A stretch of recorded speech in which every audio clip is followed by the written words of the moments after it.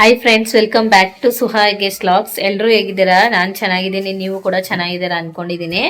ಇವತ್ತು ಗುರುವಾರ ನಾನು ಈವ್ನಿಂಗ್ ಇಂದ ಬ್ಲಾಗ್ನ ಶುರು ಮಾಡಿದ್ದೀನಿ.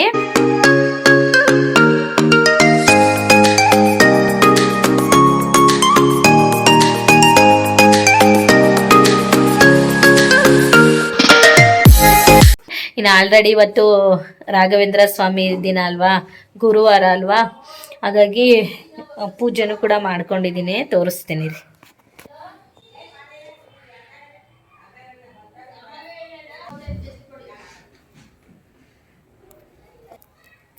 ಇನ್ನು ಇವತ್ತು ಗುರುವಾರ ಇದ್ದಿದ್ದರಿಂದ ಪೂಜೆನೂ ಕೂಡ ಆಯಿತು. ಇವಾಗ ದೇವಸ್ಥಾನಕ್ಕೆ ಹೋಗಿ ಬಂದಮೇಲೆ ಸ್ವಲ್ಪ ನೈಟ್ ಡಿನ್ನರಿಗೆ ಚಪಾತಿ ಮತ್ತು ಪಲ್ಯ ಏನಾದರೂ ಮಾಡ್ಕೊಳ್ಳೋಣ ಅಂತ ಅಂದ್ಕೊಂಡಿದ್ದೀನಿ.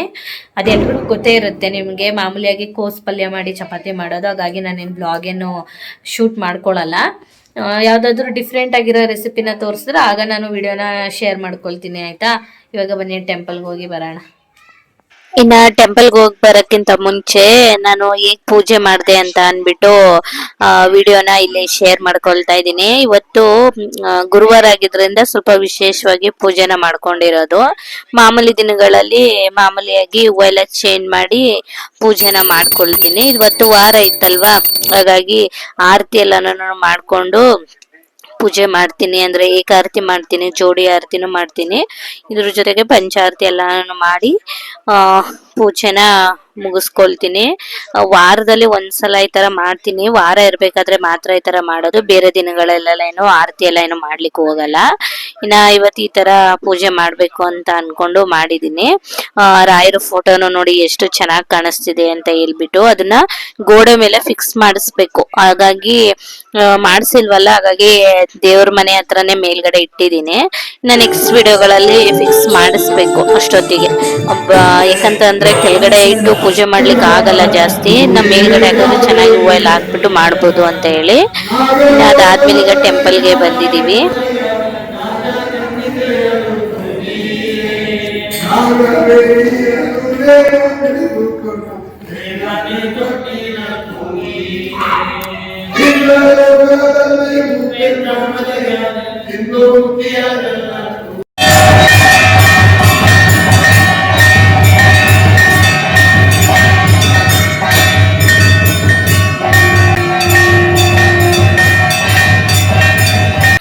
ಇನ್ನ ದೇವಸ್ಥಾನಕ್ಕೂ ಹೋಗಿ ಬಂದ್ವಿ. ಇನ್ನ ಅಲ್ಲೇನೆ ಪಕ್ಕದಲ್ಲೇನೆ ಸಾಯಿಬಾಬಾ ಟೆಂಪಲ್ ಇದೆ. ರಾಘವೇಂದ್ರ ಸ್ವಾಮಿ ಟೆಂಪಲ್ ಮತ್ತೆ ಸಾಯಿಬಾಬಾ ಟೆಂಪಲ್ ಅಲ್ಲೇ ಹತ್ರನೇ ಇದೆ. ಹಾಗಾಗಿ ಅಲ್ಗೂನು ಹೋಗಿ ಬರೋ ಅಂತದ್ದು. ಇನ್ನ ಮನೆಗ್ ಬಂದ್ಮೇಲೆ ಅಡ್ಗೆನ ಮಾಡ್ಕೊಂಡೆ. ಮಾಮೂಲಿಯಾಗಿ ಚಪಾತಿ ಮಾಡಿ ಕೋಸ್ ಪಲ್ಯನ ಮಾಡ್ಕೊಂಡಿದೀನಿ, ಜೊತೆಗೆ ಸಾಂಬಾರು. ಇನ್ನ ಇವತ್ತಿನ ಡಿನ್ನರ್ ಈಗಿತ್ತು. ಇನ್ನ ತಿನ್ಬಿಟ್ಟು ಮಲ್ಕೊಂಡಿದ್ದೆ ಆಯ್ತು. ಇನ್ನ ಈವ್ನಿಂಗ್ ಇಂದ ಮತ್ತೆ ನಾನು ಬ್ಲಾಗ್ ನ ಶುರು ಮಾಡಿದೀನಿ. ಇದು ನೆಕ್ಸ್ಟ್ ಡೇ ಬ್ಲಾಗ್ ಆಗಿರುತ್ತೆ. Welcome back. ಇದು ನೆನ್ನೆದೆ ಕಂಟಿನ್ಯೂಸ್ ಬ್ಲಾಗ್ ಆಗಿರುತ್ತೆ. ಇನ್ನೇನ್ ಕಾರ್ತಿಗೆಲ್ಲ ಇವತ್ತು ಮುಗೀತು. ನೆನ್ನೆ ಅಮಾವಾಸ್ಯೆ ಇತ್ತಲ್ಲ, ಪೂಜೆನೂ ಕೂಡ ಆಯ್ತು. ಇವತ್ತು ಬಂದು ಶುಕ್ರವಾರ ಸಂಜೆಯಿಂದ ನಾನು ಬ್ಲಾಗ್ ನ ಕಂಟಿನ್ಯೂ ಮಾಡ್ತಿದ್ದೀನಿ. ಏನಾದ್ರೂ ನಾನ್ ವೆಜ್ ಮಾಡೋಣ ಅಂತ ಹೇಳಿ ಒಂದು ತಿಂಗಳಾಯ್ತು. 1 ತಿಂಗಳು 10 ದಿನನೇ ಆಯ್ತು ಅನ್ಕೊಳ್ತೀನಿ, ಏನು ತಿಂದಿರ್ಲಿಲ್ಲ. ಹೋದ ಅಮಾವಾಸ್ಯೆಯಿಂದ ಈ ಅಮಾವಾಸ್ಯೆವರೆಗೂ ನಾವೇನೂ ತಿಂದಿರ್ಲಿಲ್ಲ. ಹಾಗಾಗಿ ಈಗ ವೆಜ್ ಮಾಡೋಣ ಅಂತ ಅನ್ಬಿಟ್ಟು ನಾನು ರೆಡಿ ಮಾಡ್ಕೊಳ್ತೀನಿ. ಫಸ್ಟ್ ಚಿಕನ್ ಮಾಡೋಣ ಅಂತ ಅನ್ಕೊಂಡ್ವಿ. ಇನ್ನ ಬೇಡ, ಇವತ್ತು ಚಿಕನ್ ಮೊಟ್ಟೆಯಲ್ಲಿ ಏನಾದ್ರೂ ರೆಸಿಪಿನ ಮಾಡೋಣ, ಹಾಗೇನೆ ವಿಡಿಯೋನು ಮಾಡೋಣ ಅಂತ ಅನ್ಕೊಂಡು ಸ್ಟಾರ್ಟ್ ಮಾಡಿದೀನಿ ಇವಾಗ ಬ್ಲಾಗ್ನ. ಮೊಟ್ಟೆಯಲ್ಲಿ ನಾನು ಆಂಬೂರ್ ಸ್ಟೈಲ್ ಅಲ್ಲಿ ಚಿಕನ್ ಬಿರಿಯಾನಿ ಎಲ್ಲ ಮಾಡ್ತಾರೆ ಗೊತ್ತಾ, ಅದೇ ರೀತಿ ನಾನು ಮೊಟ್ಟೆಯಲ್ಲಿ ಮಾಡೋಣ ಅಂತ ಅನ್ಕೊಂಡಿದೀನಿ. ಮೊಟ್ಟೆನ ಬಳಸ್ಕೊಂಡು ಆಂಬೂರ್ ಸ್ಟೈಲ್ ಅಲ್ಲಿ ಬಿರಿಯಾನಿ ಮಾಡೋಣ ಅಂತ ಅನ್ಕೊಂಡಿದೀನಿ. ತುಂಬಾ ಟೇಸ್ಟಿಯಾಗಿ ಬರುತ್ತೆ. ಸಾಮಾನ್ಯವಾಗಿ ಚಿಕನ್ ಅಲ್ಲೆಲ್ಲ ಮಾಡ್ತಾ ಇರ್ತೀವಿ, ಮೊಟ್ಟೆಲ್ಲೂ ಕೂಡ ಮಾಡಿದ್ರೆ ಇನ್ನೂ ಚೆನ್ನಾಗಿರುತ್ತೆ ಅಂತ ಅನ್ಕೊಂಡು ಇವಾಗ ನಾನು ಮಾಡೋಣ, ಹಾಗೇನೆ ಅದಕ್ಕೆ ಏನೇನ್ ಬೇಕೆಲ್ಲ ರೆಡಿ ಮಾಡ್ಕೊಳ್ಳೋಣ ಅಂತ ಅನ್ಬಿಟ್ಟು ಬ್ಲಾಗ್ ಸ್ಟಾರ್ಟ್ ಮಾಡಿದೀನಿ. ಈಗ ಬನ್ನಿ ವಿಡಿಯೋನ ಸ್ಟಾರ್ಟ್ ಮಾಡೋಣ. ಇದಕ್ಕೂ ಮುಂಚೆ ನಾನು ಸ್ವಲ್ಪ ಬ್ಲಾಕ್ ಕಾಫಿನ ಮಾಡ್ಕೊಳ್ತೀನಿ, ಚೆನ್ನಾಗಿರುತ್ತೆ. ಸ್ವಲ್ಪ ಇವಾಗ ನಾನು ವೆಯ್ಟ್ ಲಾಸ್ ಅಲ್ಲಿ ಇರೋದ್ರಿಂದ ಸ್ವಲ್ಪ ಆ ಕಡೆ ಈ ಕಡೆ ಆದಾಗ ಸ್ವಲ್ಪ ಅಡ್ಜಸ್ಟ್ ಆಗುತ್ತೆ. ಸಂಜೆ ಏನಾದ್ರೂ ತಗೊಳ್ತೀನಿ. ಇವತ್ತು ಸ್ವಲ್ಪ ಲೇಟ್ ಆಯ್ತು, ಯಾಕಂತಂದ್ರೆ ಸ್ವಲ್ಪ ಕೆಲ್ಸಗಳೆಲ್ಲ ಇತ್ತು, ಚಿಕ್ಕ ಪುಟ್ಟ ಕೆಲ್ಸಗಳು, ಅದನ್ನೆಲ್ಲ ಮುಗಿಸ್ಕೊಳ್ಳೋಷ್ಟೊತ್ತಿಗೆ ಸ್ವಲ್ಪ ಲೇಟ್ ಆಯ್ತು. ನಾನು ಇದನ್ನ 5 o'clockಗೆ ತಗೊಳ್ತಾ ಇದ್ದೆ, ಇವತ್ತು ಸ್ವಲ್ಪ ಲೇಟ್ ಆಗಿದೆ. ಹಾಗಾಗಿ ಈಗ ಸ್ವಲ್ಪ ಬ್ಲಾಕ್ ಕಾಫಿ ಕುಡಿಯೋಣ, ಸ್ವಲ್ಪ ರಿಲೀಫ್ ಆಗುತ್ತೆ ಅಂತ ಹೇಳಿ ಮಾಡ್ಕೊಳ್ಬೇಕು. ಹೀಗೆ ನಾನು ಇಲ್ಲಿ ಬ್ಲಾಕ್ ಕಾಫಿ ಮಾಡ್ಕೊಂಡು ಕುಡಿದು ಬಿಟ್ಟು ಅದಾದ್ಮೇಲೆ ನಾನು ರೆಸಿಪಿನ ಸ್ಟಾರ್ಟ್ ಮಾಡ್ಕೊಳ್ತೀನಿ.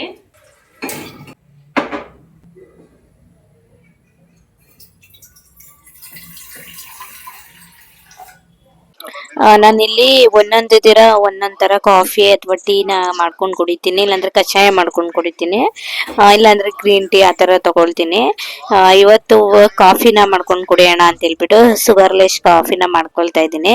ಇದೆಲ್ರಿಗೂ ಗೊತ್ತಿರುತ್ತೆ, ಹಾಗಾಗಿ ನಾನೇನು ತೋರ್ಸೋದಕ್ಕೆ ಹೋಗಿಲ್ಲ, ಮಾಮೂಲಿಯಾಗಿ ರ್ಯಾಂಡಮ್ ಆಗಿ ವಿಡಿಯೋನ ಶೂಟ್ ಮಾಡ್ಕೊಂಡಿದ್ದೀನಿ. ಇದ್ರ ಜೊತೆಗೆ ನಾನು ಯಾವಾಗ್ಲೂ ಸ್ವಲ್ಪ ನನಗೆ ಏನಾದ್ರೂ ಸ್ವೀಟ್ ತಿನ್ಬೇಕು ಅಂತ ಕ್ರೇವಿಂಗ್ ಆಗ್ತಾ ಇದ್ರೆ ಸ್ವಲ್ಪ ಬೆಲ್ಲನ ಆಡ್ ಮಾಡ್ಕೊಳ್ತೀನಿ ಅಷ್ಟೇನೆ, ಇನ್ನೇನು ಹಾಕೋದಿಲ್ಲ. ಈ ತರ ಮಾಡ್ಕೊಳ್ತೀನಿ ಬ್ಲಾಕ್ ಟೀ, ತುಂಬಾ ಚೆನ್ನಾಗಿರುತ್ತೆ.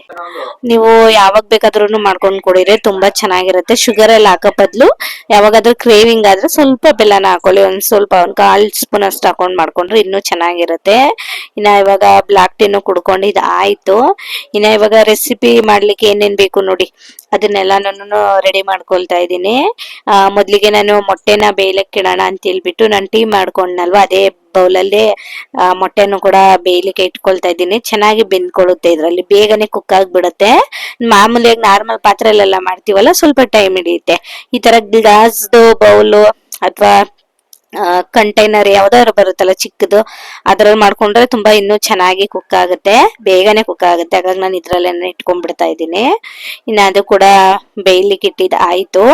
ಇವಾಗ ನಾನು ಇಲ್ಲಿ ಒಂದು ಬೌಲ್ ಅಷ್ಟು ಜೀರಾ ರೈಸ್ ನ ಚೆನ್ನಾಗಿ ವಾಶ್ ಮಾಡ್ಕೊಳ್ತಾ ಇದ್ದೀನಿ, ಯಾಕಂದ್ರೆ ನೆನೆಸ್ಬೇಕು ಬಿರಿಯಾನಿಗೆ. ಹಾಗಾಗಿ ಫಸ್ಟ್ ಚೆನ್ನಾಗಿ 1-2 ಸಲ ತೊಳ್ಕೊಂಡು ನೆನೆಲಿಕ್ಕೆ ಅಂತ ಹೇಳ್ಬಿಟ್ಟು ಎತ್ತಿ ಸೈಡಲ್ಲಿ ಇಟ್ಕೊಳ್ತಾ ಇದ್ದೀನಿ.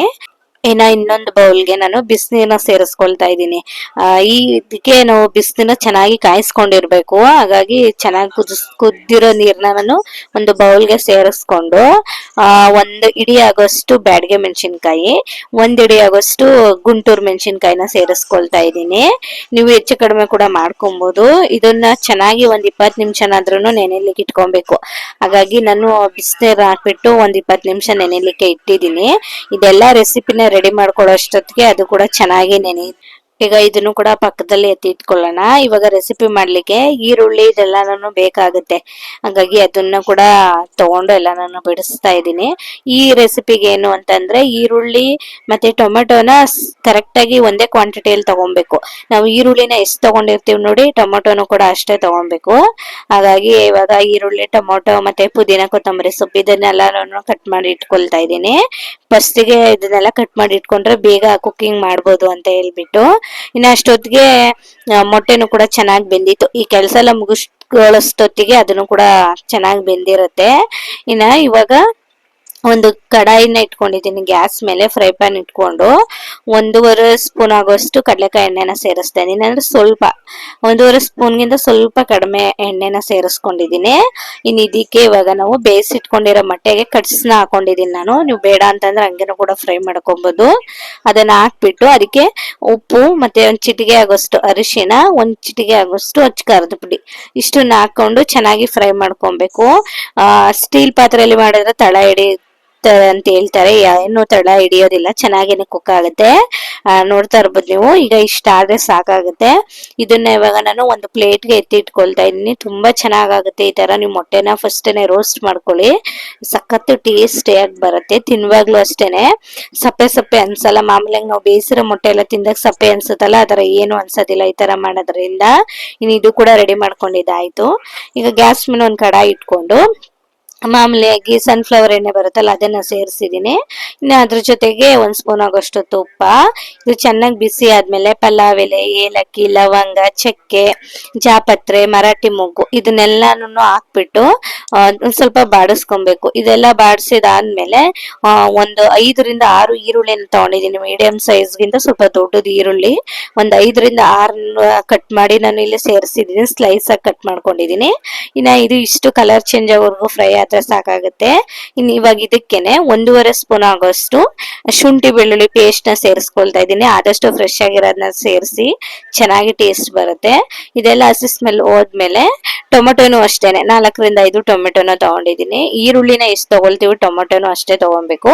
ಈಗ ಅದು ಬೇಯ್ತಾ ಇರಲಿ, ಅಷ್ಟೊತ್ತಿಗೆ ನಾವ್ ಈ ಕಡೆ ಬ್ಯಾಡಿಗೆ ಮೆಣಸಿನ್ಕಾಯಿ ಎಲ್ಲ ನೆನ್ಸಿಟ್ಟಿದ್ವಲ್ಲ ಬಿಸಿನೀರಿಗೆ ಹಾಕಿ, ಇದು ಕೂಡ ಆಗಿರುತ್ತೆ. ಇನ್ನ ಇದನ್ನ ನಾವು ಮಿಕ್ಸಿಗೆ ಹಾಕ್ಬಿಟ್ಟು ಮಾಮೂಲಿಯಾಗಿ ಪೇಸ್ಟ್ ಮಾಡ್ಕೊಳ್ಬೇಕು. ನೀರೆಲ್ಲ ನಾನು ಜಾಸ್ತಿ ಹಾಕ್ಬಾರ್ದು. ಇನ್ನ ಈ ತರ ಪೇಸ್ಟ್ ಮಾಡ್ಕೊಂಡ್ರೆ ಸಾಕಾಗುತ್ತೆ. ಈ ರೆಸಿಪಿಗೆ ಮೇನ್ ಇಂಗ್ರೀಡಿಯೆಂಟ್ಸ್ ಅಂದ್ರೆ ಇದನ್ನೇ ಅಂತಾನೆ ಹೇಳ್ಬೋದು. ಇದನ್ನು ಮಾಡ್ಕೊಳ್ಳೋಷ್ಟೊತ್ತಿಗೆ ಈ ಕಡೆ ಟೊಮೊಟೊ ಎಲ್ಲ ಚೆನ್ನಾಗಿ ಬೆಂದ್ಕೊಂಡಿತ್ತು. ಇಷ್ಟು ಬೆಂದಿದ್ ಆದ್ಮೇಲೆ ಇದಕ್ಕೆ ನಾವು ರುಬ್ಬಿಟ್ಕೊಂಡಿರೋ ಪೇಸ್ಟ್ ನ ಸೇರಿಸ್ಕೊಂಡು ಇದು ಹಸಿ ಸ್ಮೆಲ್ ಎಲ್ಲ ಹೋಗ್ಬೇಕು. ಚೆನ್ನಾಗಿ ನಾವು ಫ್ರೈ ಮಾಡ್ಕೊಬೇಕು. ಇಲ್ಲಾಂದ್ರೂ 5 ರಿಂದ 6 ನಿಮಿಷ ಟೈಮ್ ಹಿಡಿಯುತ್ತೆ. ಅಷ್ಟು ಚೆನ್ನಾಗಿ ಫ್ರೈ ಮಾಡ್ಕೊಬೇಕು. ಎಣ್ಣೆ ಎಲ್ಲ ಬಿಟ್ಟು ಬರ್ಬೇಕಿದು, ಹಸಿ ಸ್ಮೆಲ್ ಎಲ್ಲ ಹೋಗಿ ಅಲ್ಲಿವರೆಗೂ ಫ್ರೈ ಮಾಡ್ಕೊಬೇಕಾಗುತ್ತೆ. ನೋಡಿ ಇವಾಗ ಇಷ್ಟ ಆದ್ರೆ ಸಾಕಾಗುತ್ತೆ. ಇನ್ನು ಇದಕ್ಕೆ 1 ಹಿಡಿ ಆಗೋಷ್ಟು ಪುದೀನ ಸೊಪ್ಪನ್ನ ಸೇರಿಸ್ಕೊಂಡಿದೀನಿ. 1 ಹಿಡಿಗಿಂತ ಸ್ವಲ್ಪ ಜಾಸ್ತಿ ಕೊತ್ತಂಬರಿ ಸೊಪ್ಪು, ಇದೆರಡನ್ನು ಹಾಕ್ಬಿಟ್ಟು ಚೆನ್ನಾಗಿ ಮಿಕ್ಸ್ ಮಾಡ್ಕೊಂಡು ಈ ಗ್ರೇವಿ ಮತ್ತೆ ಕೊತ್ತಂಬರಿ ಸೊಪ್ಪು ಪುದೀನ ಸೊಪ್ಪೆಲ್ಲ ಹಾಕಿರ್ತೀವಲ್ಲ ಇದೆಲ್ಲ ಚೆನ್ನಾಗಿ ಹೊಂದ್ಕೊಂಡ ರೀತಿ ಮಿಕ್ಸ್ ಮಾಡ್ಕೊಬೇಕು. ಇನ್ನ ಇಷ್ಟು ಮಿಕ್ಸ್ ಮಾಡ್ಕೊಂಡು ಬೇಯಿಸ್ಕೊಂಡ್ರೆ ಸಾಕಾಗತ್ತೆ. ಇನ್ನ ಇವಾಗ ಇದಕ್ಕೆ ನಾವು ಬೇಯಿಸಿ ಎತ್ತಿಟ್ಕೊಂಡಿರ್ತೀವಿ ನೋಡಿ ಮೊಟ್ಟೆ, ಅದನ್ನು ಕೂಡ ಹಾಕ್ಬಿಟ್ಟು ಒಂದ್ ಸ್ವಲ್ಪ ಚೆನ್ನಾಗಿ ಮಿಕ್ಸ್ ಮಾಡ್ಕೊಂಡು ಒಂದು ಬೌಲ್ ಅಷ್ಟು ಮೊಸರನ್ನ ಸೇರಿಸ್ತಾ ಇದೀನಿ ನಾನಿಲ್ಲಿ. ಫಸ್ಟ್ ಒಂದ್ ಬೌಲ್ ನ ಸೇರ್ಸೋಣ ಅನ್ಕೊಂಡೆ, ಆಮೇಲೆ ಟೊಮೊಟೊ ಜಾಸ್ತಿ ಹಾಕಿರ್ತೀವಲ್ಲ ಬೇಡ ಅಂತ ಹೇಳಿ ಒಂದ್ ಅರ್ಧ ಬೌಲ್ ನ ಸೇರಿಸ್ಕೊಂಡಿದೀನಿ. ಒಂದ್ 150 ml ಇಷ್ಟು ಸೇರಿಸ್ಕೊಂಡ್ರೆ ಸಾಕಾಗತ್ತೆ. ಇನ್ನಿಷ್ಟು ಸೇರಿಸ್ಕೊಂಡಿದ್ದಾದ್ಮೇಲೆ ಚೆನ್ನಾಗಿ ಮಿಕ್ಸ್ ಮಾಡ್ಕೊಂಡು ರುಚಿಗೆ ಎಷ್ಟು ಬೇಕು ನೋಡಿ ಅಷ್ಟು ಉಪ್ಪನ್ನ ಹಾಕ್ಬಿಟ್ಟು ಚೆನ್ನಾಗಿ ಮೊಸರು ಮೊಟ್ಟೆ ಇದೆಲ್ಲ ಹೊಂದ್ಕೊಳ್ಳೋ ರೀತಿ ಮಿಕ್ಸ್ ಮಾಡ್ಕೊಬೇಕು. ನಾವು ಬಿರಿಯಾನಿ ಎಲ್ಲ ಮಾಡ್ತಿರ್ತೀವಲ್ಲ ಸೇಮ್ ಅದೇ ತರಾನೇ ಮಾಡ್ಕೊಳ್ಳೋದು, ಆದ್ರೆ ಟೇಸ್ಟ್ ಡಿಫ್ರೆಂಟ್ ಆಗಿ ಬರುತ್ತೆ. ಇನ್ನ ಇಷ್ಟೆಲ್ಲ ಆದ್ಮೇಲೆ ನಾವು ಜೀರಾ ರೈಸ್ ನ ತೊಳೆದು ನೆನ್ಸಿಟ್ಟಿದ್ವಲ್ಲ ಅದನ್ನ ಸೇರಿಸ್ಕೊಳ್ತಾ ಇದ್ದೀನಿ. ಈ ರೆಸಿಪಿಗೆ ನೀವು ಜೀರಾ ರೈಸ್ ನ ಬಳಸ್ಕೊಂಡೇ ಮಾಡಿ, ತುಂಬಾ ಟೇಸ್ಟಿಯಾಗಿ ಬರುತ್ತೆ. ಎಷ್ಟು ಚೆನ್ನಾಗಿರುತ್ತೆ ಗೊತ್ತಾ, ಮನೆಯೆಲ್ಲ ಘಮ ಘಮ ಅಂತ ಸ್ಮೆಲ್ ಬರ್ತಾ ಇರುತ್ತೆ. ತುಂಬಾ ರುಚಿಯಾಗಿ ಬಂದಿತ್ತು ಈ ಬಿರಿಯಾನಿ. ಒಂದ್ಸಲ ನೀವು ಖಂಡಿತ ಇದನ್ನ ಟ್ರೈ ಮಾಡಿ. ನಾನು ಇಲ್ಲಿ ಈ ಬೌಲಲ್ಲಿ 1 ಬೌಲ್ ಅಷ್ಟು ಅಕ್ಕಿನ ತಗೊಂಡಿದ್ದೆ, ಅದಕ್ಕೆ ನಾನು 1 ಕಾಲಷ್ಟು ನೀರ್ನ ಸೇರಿಸ್ತಾ ಇದ್ದೀನಿ. ನಾವು ಮಾಮೂಲಿ ಅಕ್ಕಿಗೆಲ್ಲ 1 ಬೌಲ್ಗೆ 2 ಬೌಲ್ ಸೇರಿಸ್ತೀವಲ್ಲ ಆ ತರ ಸೇರಿಸಬಾರ್ದು. ಒಂದ್ ಅರ್ಧ ಕಪ್ ಅಷ್ಟು ಕಡಿಮೆನೆ ಸೇರಿಸ್ಬೇಕು. ಅಷ್ಟನ್ನ ಸೇರಿಸ್ಕೊಂಡು ಉಪ್ಪು ಹಾಕ್ಬಿಟ್ಟು ಚೆನ್ನಾಗಿ ಮಿಕ್ಸ್ ಮಾಡ್ಕೊಂಡು ಲಿಡ್ ಕ್ಲೋಸ್ ಮಾಡ್ಬಿಟ್ಟು ಒಂದ್ 2 ವಿಷಲ್ ನ ತಗೊಂಡ್ರೆ ಸಾಕಾಗತ್ತೆ. 2 ವಿಷಲ್ ಕರೆಕ್ಟ್ ಆಗತ್ತೆ, ಇದು ನೆಂದಿರುತ್ತಲ್ಲ ಅಕ್ಕಿ, ಹಾಗಾಗಿ. ಇನ್ನ ಅದ್ರ ಜೊತೆಗೆ ನಾನು ಇವತ್ತು ರೈತ ಮಾಡೋಣ ಅಂತ ಹೇಳ್ಬಿಟ್ಟು ಮಾಮೂಲಿಯಾಗಿ ಸಿಂಪಲ್ ಆಗಿ ಈರುಳ್ಳಿ ಕುಕುಂಬರ್ ಇವನ್ನೆಲ್ಲ ಹಾಕ್ಬಿಟ್ಟು ರೈತನ ಮಾಡ್ಕೊಂಡಿದೀನಿ. ಜೊತೆಗೆ ಸ್ವಲ್ಪ ಸಲಾಡ್ ನ ಕಟ್ ಮಾಡಿ ಎತ್ತಿಟ್ಕೊಳ್ತಾ ಇದೀನಿ. ಇನ್ನ ಇವತ್ತು ಸ್ವಲ್ಪ ನನ್ಗೆ ಐಟಮ್ಸ್ ಎಲ್ಲ ಆರ್ಡರ್ ಮಾಡ್ಕೋಬೇಕಾಗಿತ್ತು, ಅದನ್ನು ಕೂಡ ಆರ್ಡರ್ ಮಾಡಿದೆ. ಅದು ಬೆಳಗ್ಗೆನೆ ಬಂದಿತ್ತು, ನನ್ ಟೈಮ್ ಇರ್ಲಿಲ್ಲ ಅಂತೇಳಿ ಈಗ ವಿಡಿಯೋಸ್ ನ ಮಾಡ್ತಾ ಇದ್ದೆ. ಅದನ್ನು ಕೂಡ ಇಲ್ಲಿ ಆಡ್ ಮಾಡ್ತಾ ಇದೀನಿ ನೋಡಿ. ಈರುಳ್ಳಿ ಮೆಣಸಿನ್ಕಾಯಿ ಇವೆಲ್ಲ ಖಾಲಿ ಆಗ್ಬಿಟ್ಟಿತ್ತು. ಹಾಗೇನೆ ಬದನೆಕಾಯಿ ಕೂಡ ಬೇಕಿತ್ತು, ಅದನ್ನು ಆರ್ಡರ್ ಮಾಡಿದೆ. ಇಷ್ಟು ಫ್ರೆಶ್ ಆಗಿ ಬಂದಿತ್ತು ನೋಡಿ, ಅದನ್ನೇ ತೋರ್ಸೋಣ ಅಂತ ಹೇಳಿ ತೋರಿಸ್ತಾ ಇದ್ದೀನಿ. ಮಾಮೂಲಿ ಗ್ರಾಸರಿ ಐಟಮ್ ಎಲ್ಲ ಖಾಲಿ ಆಗಿತ್ತು. ಇನ್ನ ಮಶ್ರೂಮ್ ಎಲ್ಲ ಬೇಕಿತ್ತು, ಅದು ಎಣ್ಣೆ ಮಾಮೂಲಿ ಬಿಸ್ಕೆಟ್ ಪನ್ನೀರು ಮತ್ತೆ ದಾಲು ಸಾಲ್ಟ್ ಎಲ್ಲಾನು ಏನೇನ್ ಬೇಕು ನೋಡಿ ಅದೆಲ್ಲಾನು ಆರ್ಡರ್ ಮಾಡ್ಕೊಂಡಿದೀನಿ. ಇದ್ರ ಜೊತೆಗೆ ನಾನು ಬಾಸ್ಮತಿ ರೈಸ್ ಎಲ್ಲಾನು ಬೇಕಿತ್ತು, ಸ್ವಲ್ಪ ಸ್ನಾಕ್ಸ್ ಇದೆಲ್ಲಾನು ಮಕ್ಳಿಗೆ ಅಂತ ಹೇಳಿ ಆರ್ಡರ್ ಮಾಡಿದ್ದೆ. ಇನ್ನ ಇದ್ರ ಜೊತೆಗೆ ನನ್ಗೆ ಇದು ಮಟ್ಕಾದು ಕುಲ್ಫಿ ಬರುತ್ತಲ್ಲ ಅದು ಬೇಕಿತ್ತು, ಅದನ್ನ ಆರ್ಡರ್ ಮಾಡ್ಕೊಂಡಿದ್ದೆ. ಅದು ಚೆನ್ನಾಗಿ ಬಂದಿರ್ಲಿಲ್ಲ, ಅಷ್ಟೊಂದು ಫ್ರೆಶ್ ಆಗಿರ್ಲಿಲ್ಲ.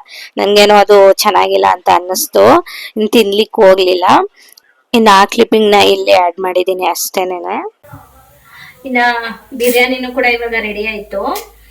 ಇವಾಗ ಒಂದು ವೆಯ್ಟ್ ಲಾಸ್ ಪೌಡರ್ ಮಾಡೋಣ ಅಂತ ಅನ್ಕೊಂಡು ಎಲ್ಲಾನು ರೆಡಿ ಮಾಡಿಟ್ಟಿದೀನಿ. ಅದ್ ಹೇಗ್ ಮಾಡೋದಂತ ನೋಡೋಣ ಬನ್ನಿ. ಇದು ವೆಯ್ಟ್ ಲಾಸ್ ಪೌಡರ್ ಬಂದು ಯಾರ್ ಬೇಕಾದ್ರೂ ತಗೋಬಹುದು, ತುಂಬಾ ಬೇಗನೆ ವೆಯ್ಟ್ ಲಾಸ್ ಆಗುತ್ತೆ. ಹಾಗಾಗಿ ನಾನು ಈ ರೆಸಿಪಿನ ನಿಮ್ ಜೊತೆ ಶೇರ್ ಮಾಡೋಣ ಅಂತ ಹೇಳಿ ಮಾಡ್ಕೊಳ್ತಾ ಇದ್ದೀನಿ.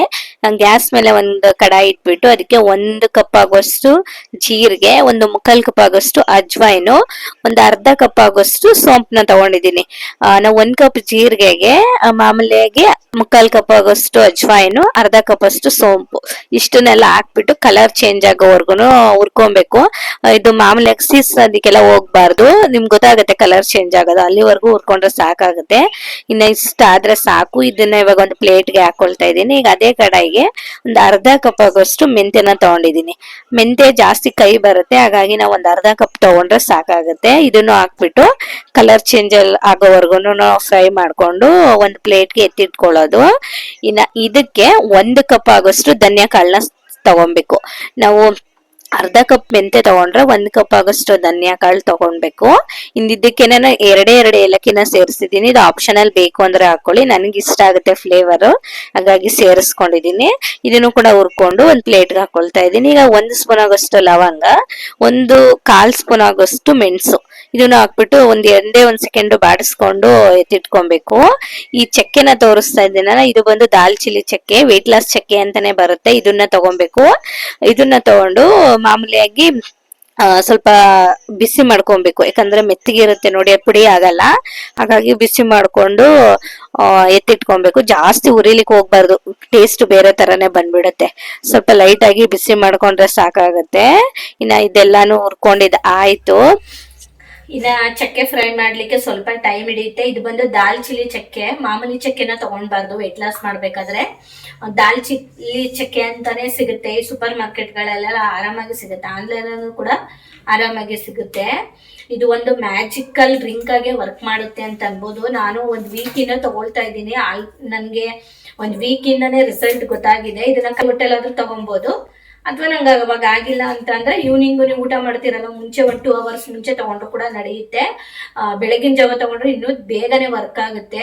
ಖಂಡಿತ ಈ ರೆಸಿಪಿನ ಟ್ರೈ ಮಾಡಿ ನೋಡಿ. ಯಾರೆಲ್ಲ ವೆಯ್ಟ್ ಲಾಸ್ ಮಾಡ್ಬೇಕು ಅನ್ಕೊಂಡಿದ್ದೀರೋ ಅವ್ರಿಗೆ ನಿಜವಾಗ್ಲೂ ತುಂಬಾ ಚೆನ್ನಾಗಿ ಯೂಸ್ ಆಗುತ್ತೆ ಇದು ವೆಯ್ಟ್ ಲಾಸ್ ಪೌಡರು. ಇನ್ನ ಚಕ್ಕೆ ಮಾತ್ರ ಇದ್ರಲ್ಲಿ ಸ್ವಲ್ಪ ಟೈಮ್ ಹಿಡಿಯುತ್ತೆ ತಗೊಳಕ್ಕೆ, ಯಾಕಂದ್ರೆ ಪೌಡರ್ ಮಾಡ್ಕೊಬೇಕಲ್ಲ. ಜಸ್ಟ್ ಬಿಸಿ ಮಾಡ್ಕೊಬೇಕಷ್ಟೇ. ಜಸ್ಟ್ ಬಿಸಿ ಮಾಡ್ಕೊಂಡು ಅದೆಲ್ಲ ಮಿಕ್ಸಿ ಮಾಡ್ಕೊಂಡ್ರೆ ವೆಯ್ಟ್ ಲಾಸ್ ಪೌಡರ್ ರೆಡಿನೇ ಆಗೋಗುತ್ತೆ. ಇದನ್ನ ಹೇಗ್ ತಗೋಬೇಕು ಅಂತ ಅಂದ್ಬಿಟ್ಟು ನಾನು ನೆಕ್ಸ್ಟ್ ವಿಡಿಯೋದಲ್ಲಿ ಅಪ್ಲೋಡ್ ಮಾಡ್ತೀನಿ. ಏನಿಲ್ಲ, ಮಾಮೂಲಿಯಾಗಿ ನೀರ್ನ ಚೆನ್ನಾಗಿ ಕುದಿಸ್ಬಿಟ್ಟು ಅದಕ್ಕೆ ಮಿಕ್ಸ್ ಮಾಡ್ಕೊಂಡು ಕುಡಿಯೋದು ಅಷ್ಟೇನೆ. ಮಾಮೂಲಿಯಾಗಿ ನಾನು ತೋರಿಸ್ತೀನಿ ಯಾವ ತರ ತಗೋಬೇಕು ಅಂತ. ಇನ್ನ ನಾನು ಮುಂಚೆನೆ ಈ ಪೌಡರ್ ನ ಮಾಡಿ ತಗೊಂಡಿದ್ದೀನಿ, ಹಾಗಾಗಿ ಇವಾಗ ನಿಮ್ ಜೊತೆ ಶೇರ್ ಮಾಡ್ತಿರೋ ಅಂತದ್ದು. ಇದ್ರಲ್ಲಿ ಯಾವ್ದೇ ರೀತಿ ಸೈಡ್ ಎಫೆಕ್ಟ್ಸ್ ಏನು ಆಗೋದಿಲ್ಲ, ಬೇಗನೆ ವರ್ಕ್ ಆಗುತ್ತೆ. ಇನ್ನ ಇಷ್ಟು ಪೌಡರು ಇಲ್ಲ ಅಂದ್ರೂ ಒಂದು 2 months ಆರಾಮಾಗಿ ಬರುತ್ತೆ. ಜಾಸ್ತಿ ಕ್ವಾಂಟಿಟಿಯಲ್ಲಿ ಮಾಡಿದ್ರೆ ವೇಸ್ಟ್ ಆಗ್ಬಿಡುತ್ತೆ, ಹಾಗಾಗಿ ಸ್ವಲ್ಪ ಸ್ವಲ್ಪನೇ ಮಾಡ್ಕೊಂಡಿದೀನಿ. ಆರಾಮಾಗಿ ಇದು ನನ್ನ ಒಬ್ಳಿಗೆ 2 months ಆರಾಮಾಗಿ ಬರುತ್ತೆ. ಹಾಗಾಗಿ ಇಷ್ಟು ಕ್ವಾಂಟಿಟಿಯನ್ನ ನಾನು ತಗೊಂಡಿರೋ ಅಂತದ್ದು. ಇನ್ನ ಚಕ್ಕೆನ ನಾನು ಈ ತರ ಫ್ರೈ ಮಾಡ್ಕೊಂಡಿದ್ದೀನಿ. ಇದು ತುಂಬಾ ಟೈಮ್ ಹಿಡಿಯುತ್ತೆ, ಯಾಕಂತಂದ್ರೆ ನಾವು ಸೀಸೋದಿಕ್ಕೆಲ್ಲ ಹೋಗ್ಬಾರ್ದು, ಗ್ಯಾಸ್ನ ಹೈ ಫ್ಲೇಮ್ ಅಲ್ಲಿ ಇಡಬಾರ್ದಲ್ಲ. ಹಾಗಾಗಿ ಈ ತರ ಇದೆ ನೋಡಿ. ಇದು ಕೂಡ ತಣ್ಣಗಾಗಿದೆ. ಇದು ಸ್ವಲ್ಪ ಇನ್ನೊಂದ್ ಸ್ವಲ್ಪ ಆರ್ಬೇಕು. ಒಂದ್ ಪ್ಲೇಟ್ಗೆ ಹಾಕಿ ಇಟ್ಟಿದ್ದೀನಿ. ಇದು ರೆಡಿ ಆಗೋಷ್ಟೊತ್ತಿಗೆ ಈ ಕಡೆ ಬಿರಿಯಾನಿನೂ ಕೂಡ ರೆಡಿ ಆಗಿತ್ತು. ಇದನ್ನ ತೋರಿಸ್ತಾ ಇದ್ದೀನಿ ನೋಡಿ. ಬಿರಿಯಾನಿ ಮಾತ್ರ ಸಖತ್ತಾಗಿ ಟೇಸ್ಟ್ ಆಗಿ ಬಂದಿತ್ತು. ನೀವು ಖಂಡಿತ ಒಂದ್ಸಲ ಟ್ರೈ ಮಾಡಿ. ಚಿಕನ್ ಮಟನ್ ಅಲ್ಲಿ ಮಾಡ್ಕೊಂಡ್ರೆ ಇನ್ನೂ ರುಚಿಯಾಗಿ ಬರುತ್ತೆ. ಮೊಟ್ಟೆ ಎಲ್ಲಾನೇನೆ ಎಷ್ಟು ಚೆನ್ನಾಗಿ ಬಂದಿತ್ತು ಗೊತ್ತಾ, ಹಾಗಾಗಿ ಹೇಳ್ತಾ ಇದ್ದೀನಿ. ಇನ್ನ ಇದನ್ನೆಲ್ಲ ನೀಟಾಗಿ ಮಿಕ್ಸ್ ಮಾಡ್ಕೊಂಡು ತೋರಿಸ್ತೀನಿ ನೋಡಿ, ಎಷ್ಟು ಸಕ್ಕದಾಗಿ ಕಾಣಿಸ್ತಿದೆ. ಜೀರಾ ರೈಸ್ ಫ್ಲೇವರ್ ಅಂತೂ ಒಂದ್ ಎಕ್ಸ್ಟ್ರಾ ಟೇಸ್ಟ್ ಕೊಡುತ್ತೆ ಅಂತಾನೆ ಹೇಳ್ಬೋದು. ಇನ್ನ ಈ ತರ ಬಂದಿದೆ ಅಂಬೂರ್ ಬಿರಿಯಾನಿ ಅಂತ ಹೇಳ್ಬಿಟ್ಟು ನೋಡಿ. ಇವಾಗ ನಾನು ಸರ್ವ್ ಮಾಡ್ತಾ ಇದೀನಿ ಒಂದು ಪ್ಲೇಟ್ಗೆ. ಮಾಮೂಲಿಯಾಗಿ ಸಲಾಡ್ ಎಲ್ಲ ಕಟ್ ಮಾಡ್ಕೊಂಡಿದ್ನಲ್ಲ, ಅದು ರೈತ, ಇದನ್ನೆಲ್ಲ ನಾನು ಒಂದು ಪ್ಲೇಟ್ಗೆ ಹಾಕ್ಬಿಟ್ಟು ಸರ್ವ್ ಮಾಡ್ತಾ ಇದ್ದೀನಿ. ತುಂಬಾ ರುಚಿಯಾಗಿ ಬಂದಿತ್ತು. ಟೇಸ್ಟ್ ಅಂತೂ ಎಕ್ಸಲೆಂಟ್ ಆಗೇನೆ ಇತ್ತು. ಯಾರಾದ್ರೂ ವೆಯ್ಟ್ ಲಾಸ್ ಮಾಡೋರು ಒಂದ್ಸಲ ಯಾವಾಗಾದ್ರೂ ವೀಕಲ್ಲಿ ಒಂದ್ಸಲನಾದ್ರೂ ಈ ತರ ಮಾಡ್ಕೊಂಡು ತಿನ್ನಿ, ಚೆನ್ನಾಗಿರುತ್ತೆ. ಇನ್ನ ಇವತ್ತಿನ ಡಿನ್ನರ್ ಹೀಗಿದೆ. ಜೀರಾ ರೈಸ್ ನ ಬಳಸ್ಕೊಂಡು ಮಾಡಿ ಆ ಸ್ಮೆಲ್ ಎಷ್ಟು ಚೆನ್ನಾಗಿ ಬರ್ತಾ ಇದೆ ಗೊತ್ತಾ, ತುಂಬಾ ಚೆನ್ನಾಗಿದೆ ಬಿರಿಯಾನಿ. ಇವಾಗ ನಾನು ಹೇಳ್ಕೊಟ್ಟಿದ್ದೇನಲ್ಲ, ಇದೇ ತರ ನೀವು ಬೇಕಂದ್ರೆ ಚಿಕನ್ ಅಲ್ಲೂ ಕೂಡ ಟ್ರೈ ಮಾಡ್ಬೋದು, ಮಟನ್ ಅಲ್ಲೂ ಟ್ರೈ ಮಾಡ್ಬೋದು, ತುಂಬಾ ರುಚಿಯಾಗಿ ಬರುತ್ತೆ. ನಾನು ಇವತ್ತು ಮೊಟ್ಟೆಲ್ ಟ್ರೈ ಮಾಡಿದ್ದೀನಿ, ಸಕ್ಕತ್ತಾಗಿತ್ತು ಮಾತ್ರ ಟೇಸ್ಟು. ಯಾರಿಗಾದ್ರೂ ಇಷ್ಟ ಆದ್ರೆ ನಮ್ಮ ಚಾನಲ್ನ ಪ್ಲೀಸ್ ಲೈಕ್ ಮಾಡಿ. ಹಾಗೇನೆ ಇನ್ನು ಯಾರಾದ್ರೂ ನಮ್ಮ ಚಾನಲ್ನ ಸಬ್ಸ್ಕ್ರೈಬ್ ಮಾಡ್ಕೊಂಡು ನೋಡ್ತಾ ಇಲ್ಲ ಅಂದ್ರೆ ಪ್ಲೀಸ್ ಸಬ್ಸ್ಕ್ರೈಬ್ ಮಾಡ್ಕೊಂಡು ನೋಡಿ ಆಯ್ತಾ. ಇವತ್ತಿನ ಡಿನ್ನರ್ ಹೀಗಿತ್ತು.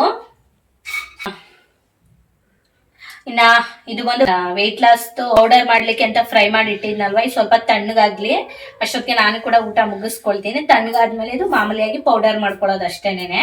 ಇನ್ನ ಪೌಡರ್ ಮಾಡ್ಕೊಂಡು ತೋರಿಸ್ತೀನಿ ನಿಮ್ಗೆ ಹೇಗೆ ಯೂಸ್ ಮಾಡ್ಬೇಕು ಅಂತ. ಬಿಸಿನೀರಲ್ಲಿ ಹಾಕಿ ಖಾಲಿ ಹೊಟ್ಟೆಲಿ ತಗೊಳ್ಳೋದು ಅಷ್ಟೇನೆ ನೋಡಿ.